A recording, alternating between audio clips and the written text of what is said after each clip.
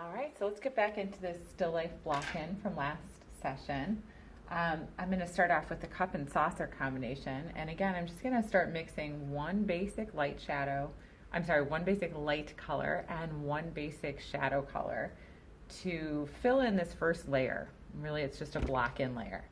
So when I look at that cup and saucer, the most important thing to note is the value difference between the light and shadow. So I'm going to start here with the light color, and I see it as more of the gray between the two colors, light and shadow. The shadow certainly seems to have a little bit more of a saturation and a little bit more punch to it. So I'm starting with a really basic gray mixture, which is ultramarine blue, a little burnt umber. Go in with a little bit more blue. And we'll see, I think maybe a little alizarin crimson just to warm it up even more. But I like that for starters. And then for that shadow color, I know that is the color that I think looks more, a little bit more intense actually in the mid-tone.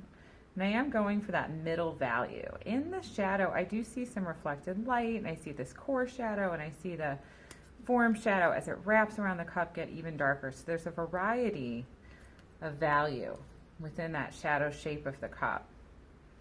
But I want to simplify it down. I just want to start with something in the middle. And it can be difficult to sort of guess where that is. That's why I like to sort of not just mix up what I think is the shadow color and paint it, and then mix the light color as I think it looks, and then paint that. I like to see them on the palette together. I think that's a really smart way to kind of, at least, you know, get close to the values as we want them to look. Get close to the amount of contrast that we need to see. And a little too light, I'm going to go with a little bit more blue. And this is really the same blue from the background. It's just bouncing back into that shadow. And when I look very carefully at the back edge of the cup, the shadow color is right next to the light color of the fabric.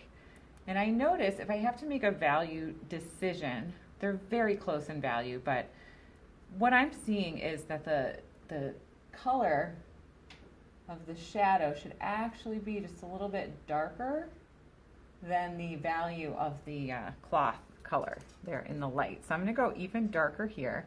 Now I can always lighten up a little bit on the fabric, so I don't have to perfect this relationship right now. I can come back a little bit later, but just seeing that, I held that palette knife right up to the canvas, and I'm just kind of squinting my eyes, and I see that we're going to still have to push a little bit more value difference, but I really like it. So far, it's pretty close. I like the color. I'm going to go one more step darker, and then I think I'll take the rest of that value difference out of the light side later. So now that, you know, it took a few minutes to kind of mix up these two shadow colors, and this mixing process really does get faster and faster. I'm going to take my little turp jar here so you can see when I'm dipping that turp. And you know, I'm never totally sure that it's going to work until I put it on the canvas and it actually works. So let's see what happens. What I want to do is think about, let's start with what's underneath and what is behind. So that's the thing we want to consider when we think about where to start painting. I also have a lot of drawing issues to correct in this ellipse over here with the saucer. I painted the background way too far into it. So I'm just going to reshape that, and this is where I would want to start because this is actually going behind the cup. I can even just flick my brush right through there, and then later when I paint this cup edge down, it's just going to lay there right in front of this light value that I'm laying in. And then there's a cast shadow from the pear. I'm actually going to get a second brush right now. See how these two look together. Sometimes I wait it out and just sort of, you know, paint in all the big light shape and then come back in with the shadow shape, paint them very separately. But sometimes I need to sort of assemble as I go because of the way the edges lay in space. So I really had to paint in that little dark bit into the saucer. I think I need to bring it down. before I paint in the shadow color and the light over here. So I'm really trying just to kind of be mindful of what is going on here in terms of which edge should overlap the other edges. All right, so I'm going to lighten this color just with a tiny mixture between the two. I want to capture that this part of the cast shadow is just a little bit lighter than that indented part of the saucer that I just painted in. And I switch back to my light brush. Gotta get the shape a little bit more accurate here. This is still cast shadow. All right, there we go. So I'm kind of piecing it together. I'm gonna go back over here with my darker cast shadow color that's on the saucer. Just fill this in. I am going to need to lay in an even darker dark a little bit later, but I don't want this to get too complex for now. I just want to keep it as loose as I can. And then I do want to set myself up. There's a little bit of a shadow edge along the front of this ellipse. I'm just going to carefully, but without caring too much. There we go. We'll just lay that in for now. All right. And you can bring this edge right up to that. There we go. All right, now let's start to block in that cup a little bit. Inside the cup, I'm going to start with the shadow shape that I'm seeing in here. I love this color blue. I guess you can tell because it's everywhere in the still life. So it's definitely one of my favorites. All right, and I'm going to brush mix this edge just a little darker. I have some blue black and alizarin crimson, a little more ultramarine just to pull this edge out because I do want some more contrast. There we go. I can even start to flick in that darker shadow shape. So you want to sort of think about painting what's in back first and then bringing the edge of the forward object or color back over. There we go.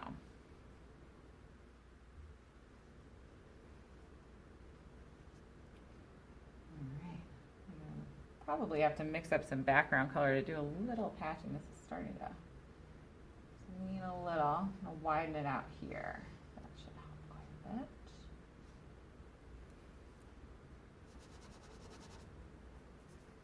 And now I'm just going to fill in this light side.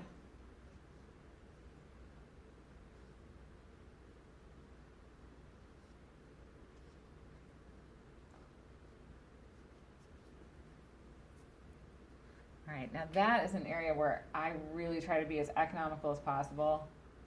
Even if I'm a little bit off, I hate noodling around ellipses. I mean, sometimes you can't avoid it. You're gonna need to go back and do some fixing, especially if you're coming in with, you know, a more finished piece, something a little beyond this quick study or just, you know, a little oil sketch. So I try to just kind of load that brush carefully, get enough paint on the brush, make sure that paint is really flowing the way that you need it to apply on the canvas. And we're just going to pull that stroke down. I like that little edge of paint. I might go a little thicker on this later, so maybe that edge of paint is going to stay. All right, so we're just sort of filling in this first part of it with the light.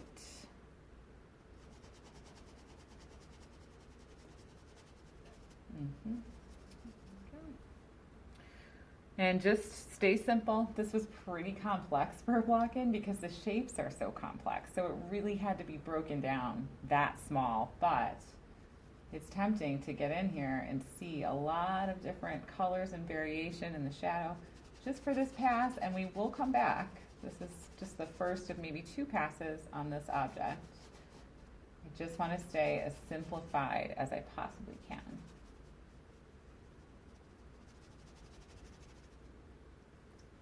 All right. So it's beginning to take shape. I can see I need to probably come out a little bit more with this, and I need to paint that handle in. Let's take that out just a little.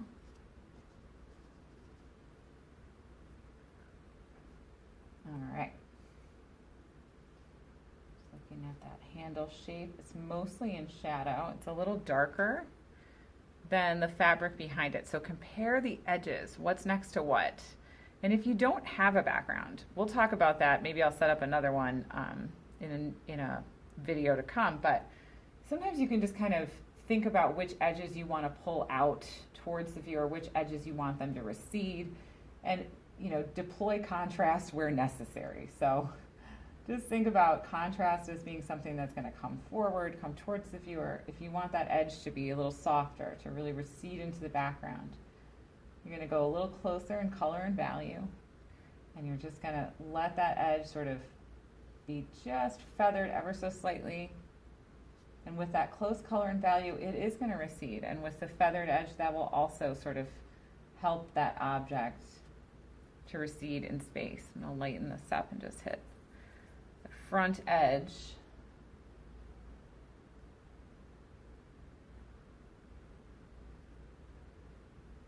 Turn my brush. There we go. All right. And then this edge is a little thin over here. This paint needs some assistance. Even on this little layer, I think I might just give it one more little go around. And then I think I want to come back with a brush that's wiped off and just soften this edge a lot. I definitely don't want to leave that edge too sharp because it's such a dark shadow edge. That's not really where I want the contrast to be. Get rid of this extra white paint. Okay. So there's that. The cup is now blacked in, and we're going to move on quickly to the pear. So I think do this all in one video. I'm going to start with the light side color, and this is a cadmium yellow light. I'm just going to mix that up and see what I have. Definitely too light, a little too lemony. I think this is going to require some of the cadmium medium as well, and I do think that is a lot closer. Now that color would be quite a bit to go on for that entire layer of the pear. So we may want to just selectively sort of dull this out just a little bit. Instead of, just adding blue and adding the shadow color from this to it, which is a great way to go. You can always kind of recycle your colors. It also creates a little harmony. I'm actually going to mix a little bit of like a mud gray from my colors. This is a bit blue.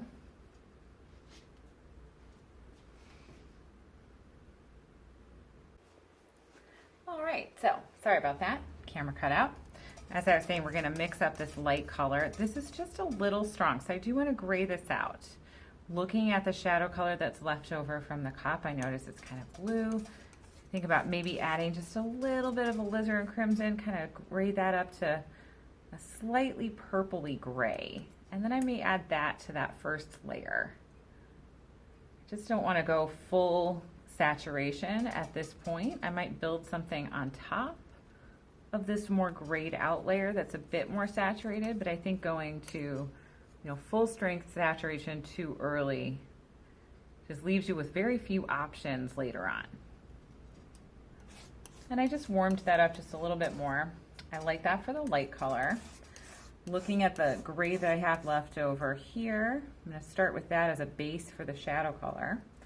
And for that, I definitely want to try a little bit of Indian yellow, because I see some of that kind of greenish, almost like an army green hue within that shadow side. That yellow just has a slightly army green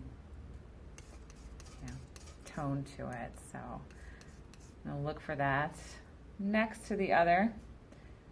Value-wise, I think they look pretty good. I don't think I quite have enough of the shadow color. I want to make just a little bit more of that and also yellow it up just a little. So I just added a touch of both the cadmium yellow light and cadmium yellow medium.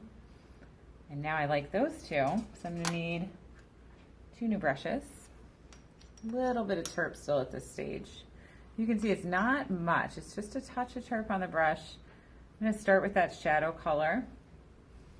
and just bring that through. This brush is maybe a little bit splayed out for this edge, but we'll make do. All right.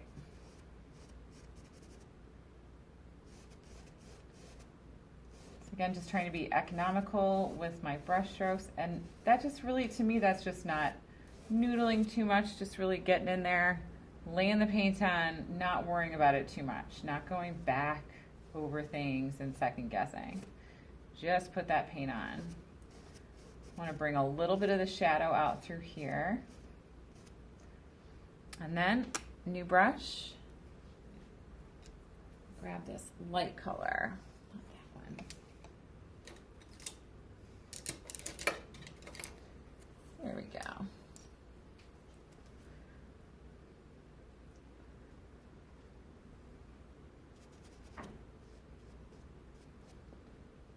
Just a little cooler than I want it to look right now. So I'm gonna shift gears. I'm gonna take about half of that color, add that to a good bit of cadmium yellow medium. Come back with just a little white to lighten it up. I think it just needs to be less green, just by a bit. Like that better. And I even think I might warm that up just a touch more. I just dipped my brush in a cadmium red medium. I just want that orange feel, so just a little bit warmer in the yellow. I'm really just thinking about the planes of this pair when I think about which way to lay the brushwork in. Because while this could be a first layer, some of these brush strokes, you know, you do want them to be descriptive, and they may end up sticking around. In fact, that one in the back, I mean, that worked out pretty well. I like that edge for now.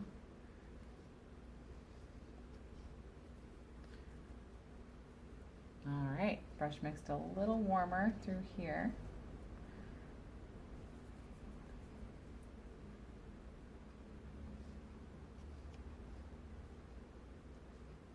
A tiny bit more cadmium red along that turning edge of the form. This is just a little in the shadow color that's just so much warmer that I think it would make a difference. And I love that little bit of paint showing through from the underpainting. And I do want to go in here and just warm up just a tiny bit into that shadow.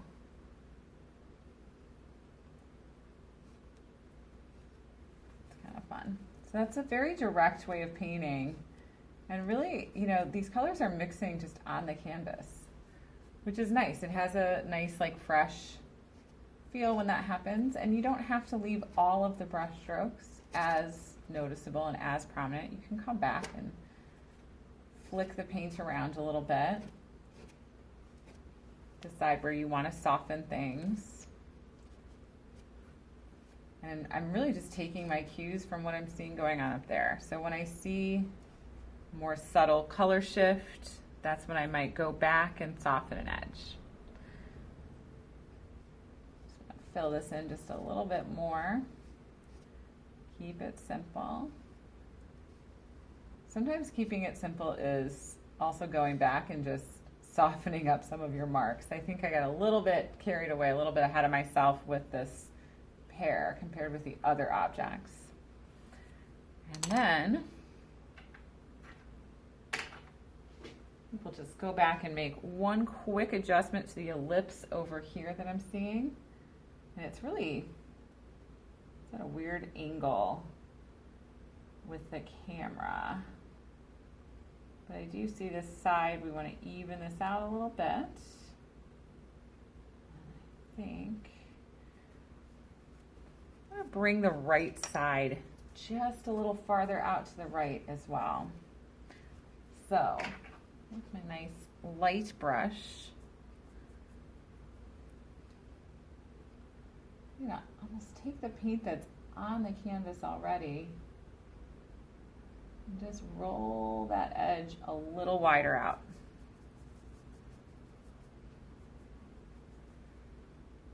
reload that and just twisting my brush as I go.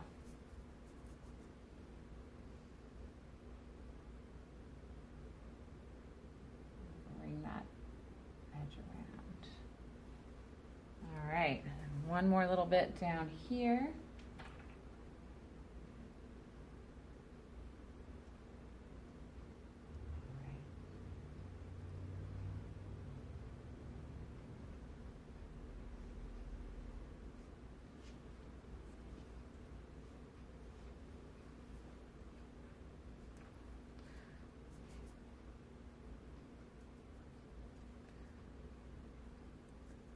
Just quickly mixing up just a little bit more of that light color. I just want to make sure I complete this edge. Bring that edge in front of the shadow. There we go. You can see I try to approach, drawing these little edges just with one mark if I possibly can. Sometimes I do have to go back and adjust, and I try as much as I can to keep those adjustments as one mark too.